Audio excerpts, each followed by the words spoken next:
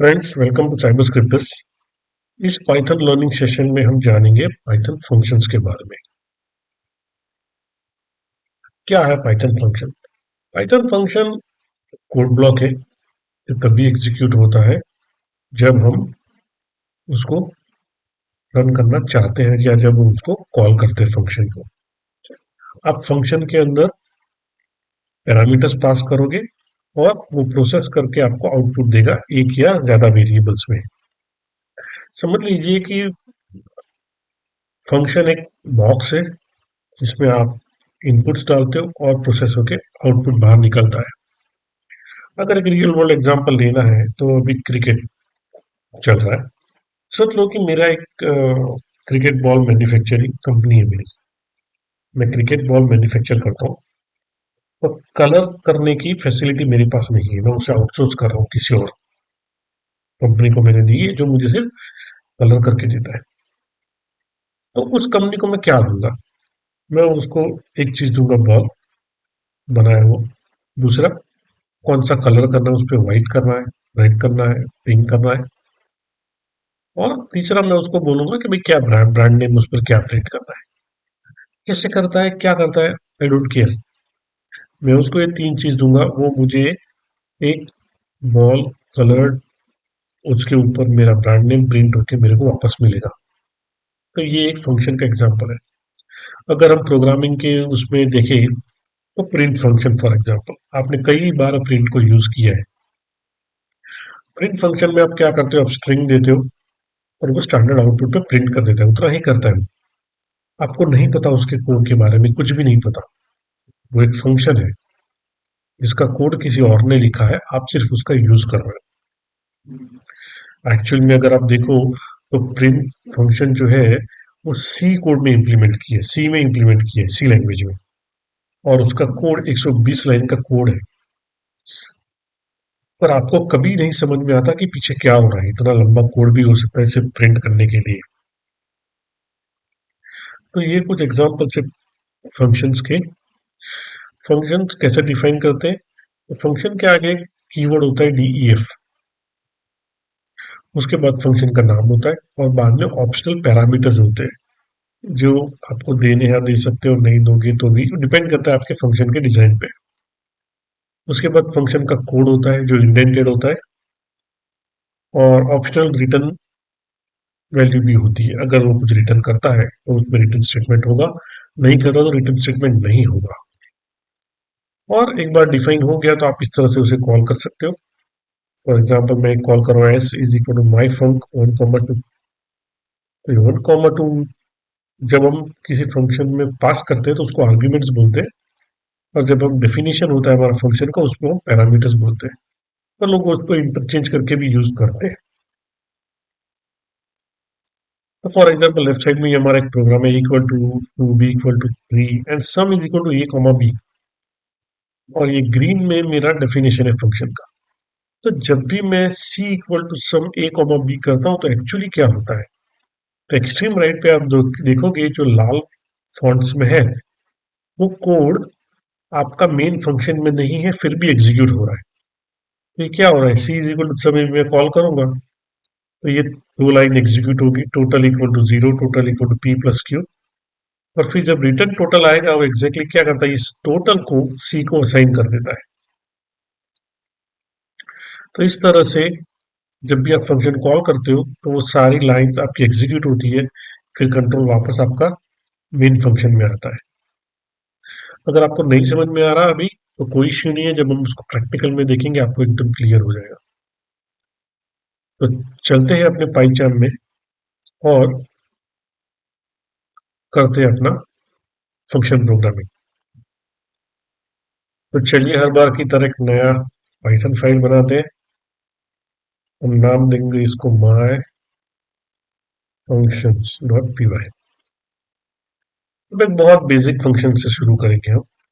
जैसे मैंने बताया था, फंक्शन के लिए आपको डीईएफ कीवर्ड देना होता है, नाम देना होता है, और ऑप्शनल पैरामीटर्स होते हैं। फिलहाल क्योंकि हम ये पहला फंक्शन लिख रहे हैं तो हम एम्प्टी रखेंगे, कोई पैरामीटर नहीं लेंगे। तो हम इसमें सिर्फ एक प्रिंट करवाएंगे। तो ये हमारा फंक्शन का डेफिनेशन हो गया, मेरा फंक्शन हो गया। इसको रन करके देख लेते हैं। तो रन करने पे कुछ नहीं हो रहा है। तो सिर्फ फंक्शन को डिफाइन करने से या फंक्शन को लिख देने से कुछ नहीं होगा। जब तक आप इसको कॉल नहीं करोगे, ये फंक्शन कुछ नहीं करेगा। तो आइए इसको कॉल कर लेते हैं। कॉल करने के लिए आपको सिर्फ फंक्शन का नाम और ब्रैकेट देना है, और ये आपका फंक्शन कॉल हो जाएगा। सी अब हमारा फंक्शन कॉल हो गया और उससे प्रिंट कर दिया टेस्ट ओके। अब अगर मैं इसको प्रिंट में डालूं तो क्या होगा? प्रिंट,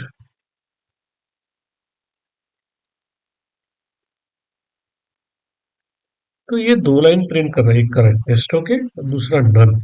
अब इसमें हो क्या रहा है? जब मैंने इसको प्रिंट में डाला तो ये फंक्शन कॉल होगा, और इस फंक्शन में जितनी लाइन है वो सारी एग्जीक्यूट होगी। हमारे पास एक ही लाइन है, टेस्ट ओके। तो उसने प्रिंट कर दिया टेस्ट ओके। उसके बाद कोई रिटर्न स्टेटमेंट नहीं है हमारा। जब कोई रिटर्न स्टेटमेंट नहीं होता है तो पाइथन नन रिटर्न करता है, और वो नन यहाँ प्रिंट हो रहा है। अगर मैं यहाँ पर कुछ रिटर्न कर रहा हूँ, फॉर एग्जाम्पल रिटर्न, रिटर्न करने के लिए सिर्फ रिटर्न कीवर्ड और ऑब्जेक्ट लिखना होगा। हम एक स्ट्रिंग रिटर्न करवाएंगे हाई।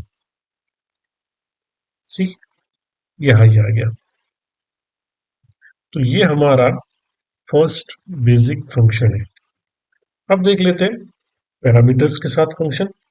अब दूसरा एक फंक्शन देखेंगे ग्रेड। हम एक पैरामीटर लेंगे नेम, और हम यहाँ प्रिंट करवाएंगे गुड मॉर्निंग।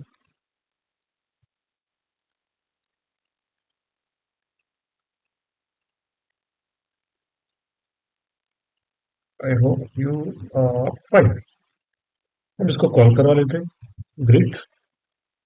मैं इसको कॉल कराऊंगा पाइथन। क्या होगा?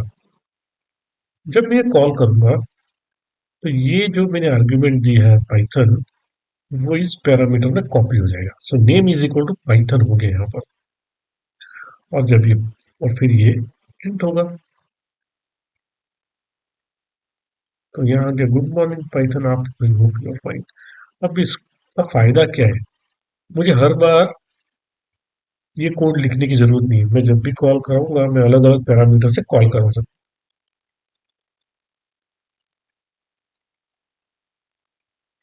हूँ। तो सिर्फ पैरामीटर्स चेंज करने से वही कोड एग्जीक्यूट होगा उस पैरामीटर्स के साथ। इसको थोड़ा अच्छी तरह से समझने के लिए आइए एक और फंक्शन लिख लेते हैं जो कुछ काम भी करेगा। फॉर एग्जाम्पल मेरा एक फंक्शन है इजी वन।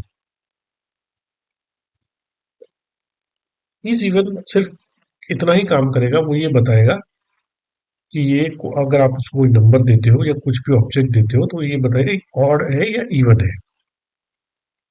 तो उसके लिए मैं एक लोकल वेरिएबल लूंगा और उसको इनिशियलाइज करूंगा फॉल्स से। अब मैं चेक करूंगा कि जो भी वैल्यू आ रही है वो इंटीजर है या नहीं है। क्योंकि सी अगर वो वैल्यू इंटीजर ही नहीं है तो मुझे फॉल्स ही रिटर्न करना है, क्योंकि अगर इंटीजर ही नहीं है तो ऑड और इवन का तो सवाल ही पैदा नहीं होगा। तो मैं सबसे पहले चेक करूंगा ये इंटीजर है। अगर इंटीजर है तो मैं चेक करूंगा कि ये ऑड है या इवन है या नहीं है। सो मैं चेक करूंगा value mod two equal to zero. अगर ये जीरो है इट मीन्स ये इवन है, और उस केस में मैं रिटर्न वैल्यू को ट्रू कर दूंगा। और हम रिटर्न करेंगे अपनी आरटी वैल्यू। अब वो क्या है, जब भी आप कुछ पास करोगे तो ये वेरिएबल में फॉल्स कर लेगा। सबसे पहले हम चेक करेंगे कि वो इंटीजर है कि नहीं। अगर इंटीजर है तो ये आगे बढ़ना है, नहीं तो मुझे रिटर्न वैल्यू जिसमें फॉल्स है वो मुझे भेज देनी है। अगर इंटीजर है तो मैं चेक करूंगा कि ऑड है या इवन है। अगर इवन है तो ट्रू करूंगा, और अगर ऑड है तो ऑलरेडी हमने इनिशियलाइज ही फॉल्स से किया है तो हम रिटर्न कर देंगे। इसको चेक कर लेते हैं। मैं करूंगा प्रिंट इज इवन वन, और फिर हम करेंगे प्रिंट इज इवन टू। तो जब मैंने इज इवन वन किया तो मुझे फॉल्स मिला, ट्रू किया तो ट्रू किया। अब मुझे ये समझो कि मेरे प्रोजेक्ट में 50 बार 50 अलग अलग जगह पर चेक करवाना होता है, तो मुझे हर बार ये कोड लिखने की जरूरत नहीं है। मुझे जहां भी करना है मैं इसी को कॉल कर सकता हूँ। मैं ही क्यों, अगर मेरा ये फंक्शन कोई और यूज कर रहा है तो उसको भी ये करने की जरूरत नहीं, उसको सिर्फ इस इवन कॉल करना है। उसके अंदर क्या हो रहा है उसको नहीं पता,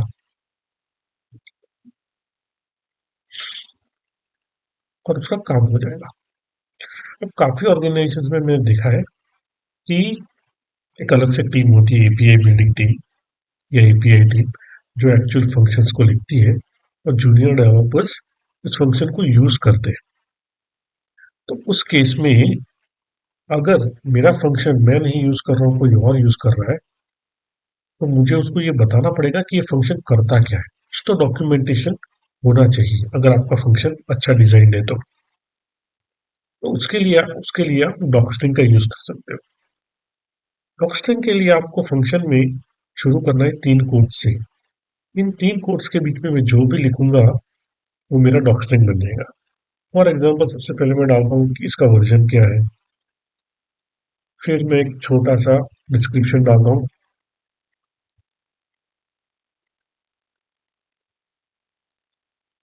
so this function tells us if a given number is what is even. इसका इनपुट क्या है, तो input should be integer and output is a Boolean.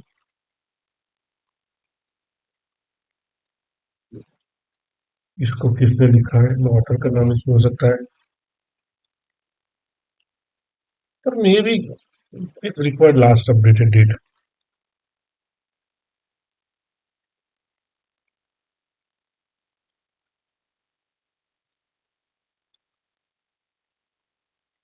अब इसको यूज कैसे करते हैं, तो इसको यूज करने के लिए आप बॉक्स पे प्रिंट करवा सकते हो।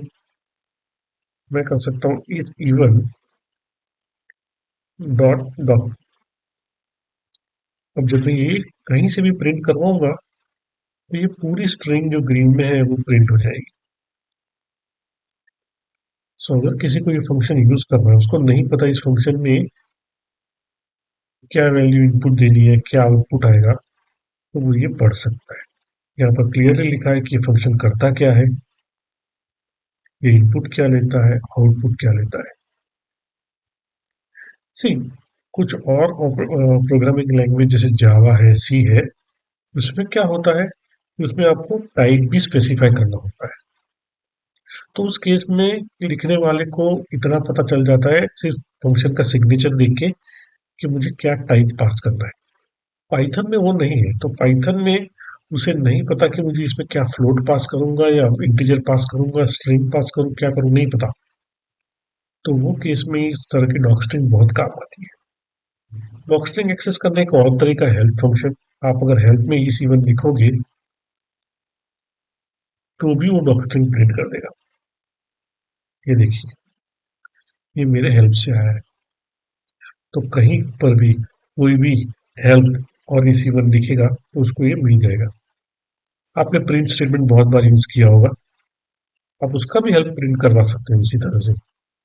अगर मैं हेल्प प्रिंट लिखूंगा तो प्रिंट का ना पूरा डॉकस्ट्रिंग प्रिंट हो गया यहाँ पर। तो इस तरह से डॉकस्ट्रिंग का यूज करके आप डॉक्यूमेंटेशन अपने फंक्शंस में डाल सकते हो, और वो डालना ही चाहिए और बहुत हेल्पफुल रहता है। अब पैरामीटर्स के बारे में जान लेते हैं। एक फंक्शन लिखते हैं डेफ, लेट्स से इसका नाम देते हैं मैंडेटरी आर्ग्यूमेंट्स। मैंने एक फंक्शन लिखा है जिसमें 3 आर्ग्यूमेंट एक्स वाई जी, और चलो इसको प्रिंट करवा लेते हैं।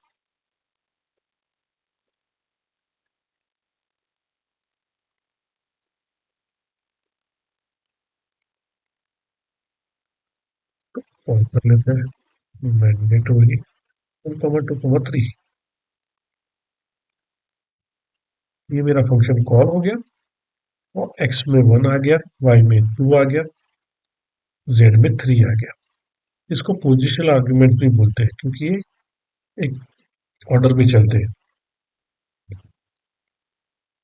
अब जब भी आप इस तरह के एक या एक से ज्यादा आर्ग्यूमेंट्स लेते हो पोजिशनल आर्ग्यूमेंट, तो अगर आपने 3 लिए तो तीनों आर्ग्यूमेंट पास करना जरूरी है। अगर आप कम करोगे तो पाइथन आपको एरर देगा। सी, ये बोल रहा है कि आपने जेड पास ही नहीं किया और ये इसी ऑर्डर में चलेगा।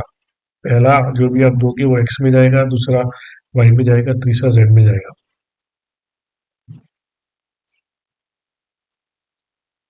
अब इसके साथ दूसरे तरह के आर्ग्यूमेंट्स होते हैं जो होता है कीवर्ड आर्ग्यूमेंट्स। तो एक फंक्शन लिखते हैं mixed arguments, X comma Y comma Z comma A is equal to my string और दूसरा लिखता हूँ B is equal to false. अब जो ये इज इक्वल टू करके आप जो आर्ग्यूमेंट देते हो वो आर्ग्यूमेंट्स कीवर्ड आर्ग्यूमेंट्स बोले जाते हैं। और ये कीवर्ड आर्ग्यूमेंट्स ऑप्शनल है। ऑप्शनल इन द सेंस मैं अगर उसको नहीं दूंगा, जब फंक्शन कॉल करता हूँ और मैं ये आर्ग्यूमेंट नहीं देता हूँ, तो ये डिफॉल्ट वैल्यूज की यहाँ पर स्पेसिफाई की है। तो अगर मैं इसको कॉल करता हूँ मिक्स्ड आर्ग्यूमेंट्स 1,2,3, सॉरी इसको प्रिंट भी तो करवाना है।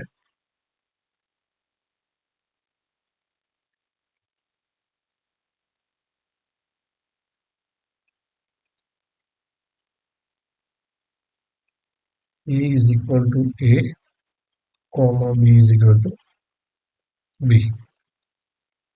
तो हम इसको कॉल करेंगे मिक्स्ड 2,3। अब क्या है, तो यहाँ पर हमने एक आर्गुमेंट नहीं किया है, उससे एरर दे रहा है। ओके, तो ये हमारा आउटपुट आया। सी हमने सिर्फ तीन ही आर्ग्यूमेंट्स दिए हैं, 1, 2 एंड 3। तो एक्स वाई और जेड में चले गए। ए में डिफॉल्ट आया माई स्ट्रिंग और बी फॉल्स। अब अगर मैं इसे इस तरह से करूँ तो मिक्स्ड आर्ग्यूमेंट्स 1, 2, 3, चौथा आर्ग्यूमेंट में देता हूँ न्यू स्ट्रिंग और फिर देता हूँ फुल।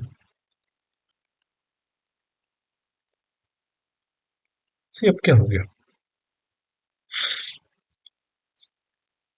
तो कीवर्ड आर्ग्यूमेंट्स जो है वो मैंडेटरी हो सकते हैं, और आप नहीं दोगे तो उसकी जो डिफॉल्ट वैल्यू दी है वो ले लेगा।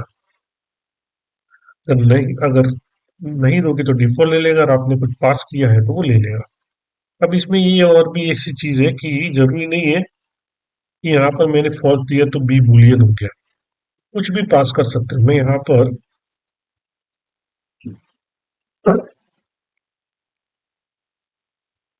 बुलियन की जगह लिस्ट भी पास कर सकता हूँ। फॉर एग्जाम्पल मैं यहाँ पास करता हूँ लास्ट में ये एक लिस्ट है, तो बी में लिस्ट आ गया। तो जरूरी नहीं है आपने बी को फॉल्स लिया है तो बी बुलियन ही रहेगा।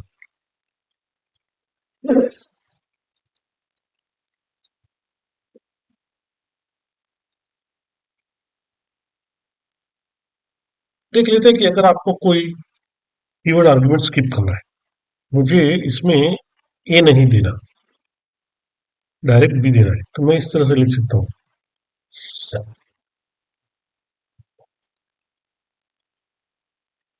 से अब क्या हो गया, x equal to 1, Y equal to 2, Z equal to 3। A हमने नहीं दिया तो ए डिफॉल्ट ले लेगा, और बी हमने दिया है और मैं उसे इस तरह से दे सकता हूँ बी इक्वल टू ट्रू, तो वो ट्रू ले लेगा।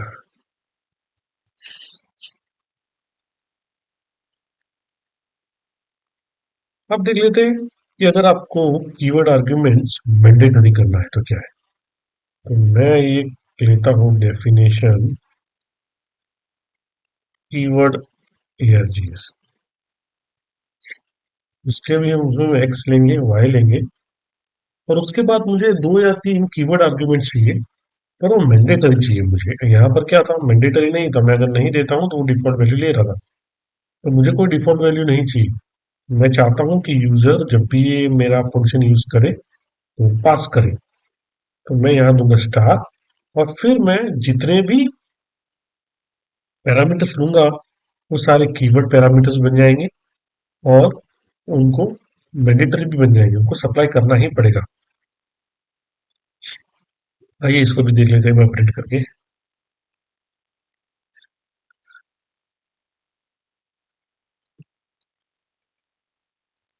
सो मेरे पास जेड नहीं है तो इसको हटा देते हैं यहाँ से। अच्छा, अब इसको कॉल करके देखते हैं कीवर्ड आर्गुमेंट क्या होगा। कीवर्ड आर्गुमेंट 1, 2, वैसे भी इतना ही देता हूँ तो ये मुझे एरर देगा। अब बीच में स्टार है, अगर मैं 3 और 4 दूंगा तो भी नहीं लेगा वो।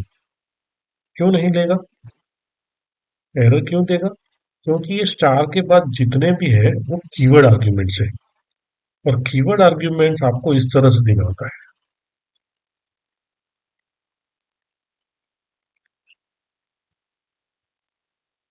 सी, इसमें ऐसा भी हो सकता है, मैं ये कर सकता हूँ y is equal to Y string. So वाह, अब क्या हो गया, y को मैंने कीवर्ड आर्गुमेंट बना दिया और ऑप्शनल बना दिया।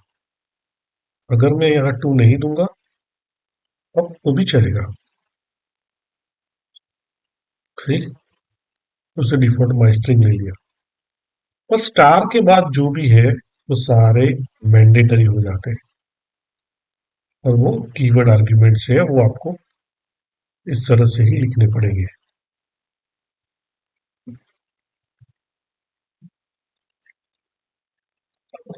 देख लेते हैं।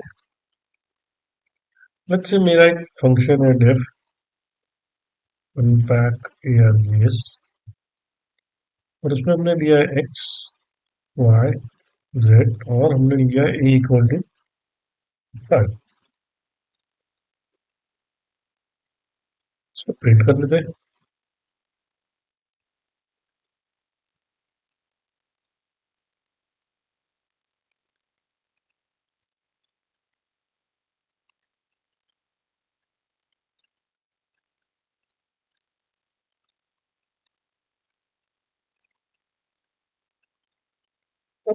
अनपैक आर्ग्यूमेंट क्या होता है?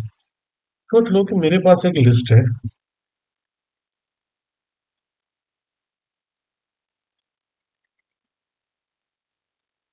इस तरह से। तो मैं ये लिस्ट को डायरेक्टली इस फंक्शन में पास कर सकता हूँ, स्टार का यूज कर सकता हूँ। तो इसमें रिक्वायरमेंट इतनी है कि आपके फंक्शन में जितने पैरामीटर्स हैं उतने ही आइटम्स चाहिए लिस्ट में। यहाँ पर मेरे 3 मैंडेटरी आइटम्स है, पैरामीटर्स है, और मेरी लिस्ट में भी 3 आइटम है। तो ये क्या करेगा, जब ये फंक्शन कॉल करेगा, ये स्टार क्या करेगा, इन सबको कॉमा सेपरेटेड करके इसको पास कर देगा।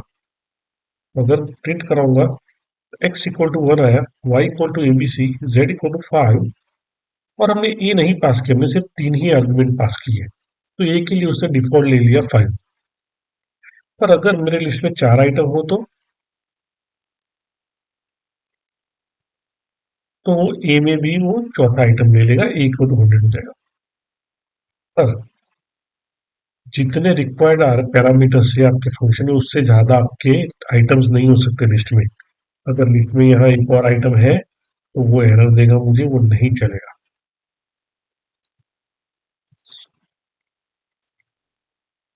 Exactly same number of argument चाहिए जितने रिक्वायर्ड है, और आप स्टार करके दोगे तो वो अनपैक कर देगा। और सोच लो आपके पास डिक्शनरी है, मेरे पास एक डिक्शनरी है, X colon 1 comma Y colon ABC Z colon 1। अगर आपके पास एक डिक्शनरी है जिसमें की वैल्यू एग्जैक्टली मैच करती है आपके पैरामीटर के नेम से, और जितने आर्ग्यूमेंट्स चाहिए फंक्शन को उतनी ही वैल्यूज है आपके डिक्शनरी में, तो आप इस डिक्शनरी को भी डायरेक्ट पास कर सकते हो डबल स्टार का यूज करके से। देख लेते, सी।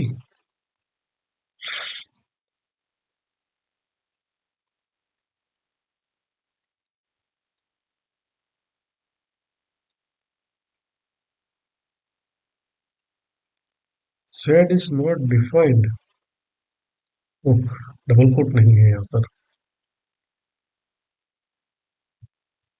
ओके, सी आ गया। और ये ऑप्शनल है, ये हो सकता है, नहीं भी हो सकता, और अगर है तो कोई इश्यू नहीं है।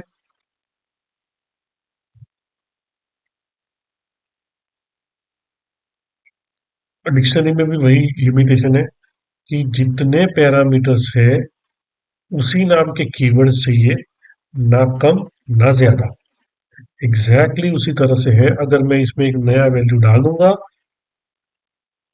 एक नई आइटम डाल दूंगा, तो ये नहीं चलेगा, ये मुझे एरर देगा। ये नहीं हो सकता इस तरह से। तो इस तरह से आपके पास लिस्ट या डिक्शनरी है, तो भी आप डायरेक्टली स्टार या डबल स्टार का यूज कर से डायरेक्ट आर्ग्यूमेंट पास कर सकते हो। एक और फंक्शन देख लेते हैं, फ्लेक्सिबल पैरामीटर्स का।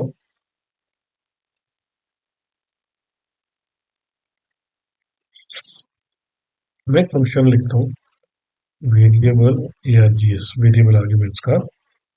इस पर्टिकुलर फंक्शन में मुझे नहीं पता है कि कितने पैरामीटर्स या आर्ग्यूमेंट्स मेरे पास आएंगे। फॉर एग्जाम्पल, ये फंक्शन सिर्फ इतना करता है, जो जितने भी नंबर दोगे आप, 1, 2, 5, 10, 100, उन सबका सम करके आपको दे देगा। तो आप कितने पैरामीटर यहाँ पर रखोगे? नहीं रख सकते हो। ऐसी कंडीशन में आप स्टार का यूज कर सकते हो।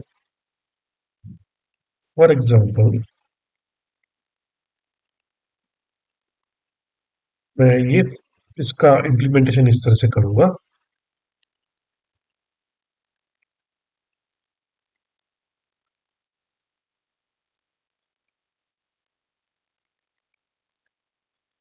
ये क्या करता है, जो भी आप लिस्ट भेज रहे हो उसको वो एक इटरेटर की तरह इस फंक्शन को पास करेगा, और आप फॉर लूप का यूज करके उस इटरेटर को इटरेट करके यूज कर सकते हो। तो फॉर एग्जाम्पल, प्रिंट मीडिया बार में इसमें 1, 2, 3, 4 में जो भी चाहूँ वो उसमें पास कर सकता हूँ, कितने भी नंबर्स,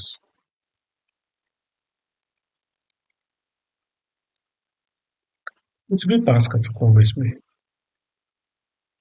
और ये सब मुझे करके दे देगा। तो कोई यहाँ पर लिमिट नहीं है, मैं कितने पैरामीटर्स कर सकता हूँ। फॉर एग्जाम्पल, आपने प्रिंट स्टेटमेंट यूज किया है, वापस से हम वहीं आते हैं, ये सबसे ज्यादा यूज होने वाला फंक्शन है। उसमें आप बहुत सारे पैरामीटर्स पास कर सकते हो कॉमा देके। तो वो इसी तरह से काम करता है, क्योंकि प्रिंट लिखने वाले को नहीं पता था कि वो कितने पैरामीटर्स इसमें आ सकते हैं। तो वहां पर आप ये स्टार का यूज करके आप वही सारी चीजें अचीव कर सकते हो। तो फ्रेंड्स, ये फंक्शन के बारे में सारे पॉसिबिलिटीज मैंने इसमें आपको एक्सप्लेन कर दिए। आप इसको प्रैक्टिस कीजिए, और अगर आपको कोई इश्यू है या क्वेरी है तो कमेंट में डालिए, I will reply you back.